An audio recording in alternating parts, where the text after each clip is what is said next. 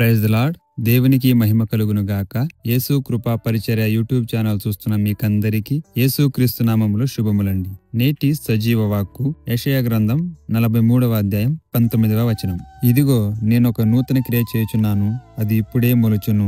ఆమేన్. ప్రియులారా, ఈ వాక్యం నీ పట్ల దేవుని కొత్త ఉద్దేశము మరియు ఆశీర్వాదం గురించి చెబుతుంది. మన జీవితం ఎండిపోయిన ఎడారిలా అనిపించినా దేవుడు కొత్త మార్గాన్ని తెరుస్తాడు. మనకు కానరాని మార్గం లేకపోయినా ఆయన ఎడారిలో దారి చూపిస్తాడు. ఎండిన నేలలో నీటి ఊటలను ఉద్భవింపజేస్తాడు. దీని అర్థం ఏమిటంటే, మన పరిస్థితులు నిరాశజనకంగా ఉన్నా దేవుడు మన జీవితంలో కొత్త మార్పును తీసుకురాగలడు. ఆయన శక్తి పాతదాన్ని కొత్తదిగా మార్చగలదు. మనం ఆయనపై నమ్మకం ఉంచి గతాన్ని విడిచి ముందుకు సాగితే దేవుడు అద్భుతమైన కొత్త కార్యాన్ని మన జీవితంలో ప్రారంభిస్తాడు. ఈ వాక్య సారాంశం, దేవుడు మన కోసం కొత్త మార్గాలు, కొత్త అవకాశాలు సిద్ధం చేస్తున్నాడు. కాబట్టి మనం నిరాశపడని అవసరం లేదు. ఆయన చేసే నూతన క్రియ చూడటానికి మనం సిద్ధంగా ఉందాం. కాబట్టి ఈ రోజు ఈ వాక్యంతో మనలను బలపరిచిన దేవునికి మహిమ కలుగును గాక. ఆమేన్. ఈ వీడియో మీకు నచ్చితే లైక్ చేసి షేర్ చేయండి.